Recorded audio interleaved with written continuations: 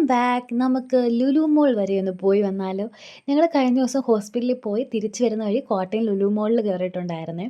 കഴിഞ്ഞ ആഴ്ച പോയപ്പോഴേ കയറണമെന്ന് പ്ലാൻ ചെയ്തതായിരുന്നു. പക്ഷെ നമ്മൾ ഹോസ്പിറ്റലിൽ നിന്ന് ഇറങ്ങിയപ്പോൾ തന്നെ ഒരു സമയമായി.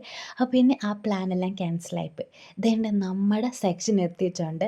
ഞാൻ കുറച്ച് ആർട്ട് സപ്ലൈസ് ഒക്കെ വാങ്ങിക്കാമല്ലോ കരുതി പോയതാ. പക്ഷെ മുടിഞ്ഞ വിലയാണ്. പിന്നെ വന്ന സ്ഥിതിക്ക് 2 ക്യാൻവാസ് ബോർഡ് വാങ്ങിച്ച്. എല്ലാത്തിനും ഭയങ്കര വിലയാന്നേ. ഞാൻ പിന്നെ 1, 2 സാധനം വാങ്ങിച്ച് വന്ന സ്ഥിതിക്ക്.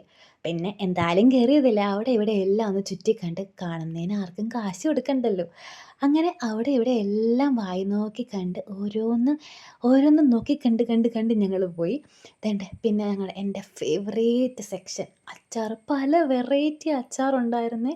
ലവ്ലോലിക്ക അച്ചാർ, മീനച്ചാർ, ചിക്കൻ അച്ചാർ, അങ്ങനെ പലതും ഉണ്ടായിരുന്നു. ഒന്നും വാങ്ങിച്ചില്ല.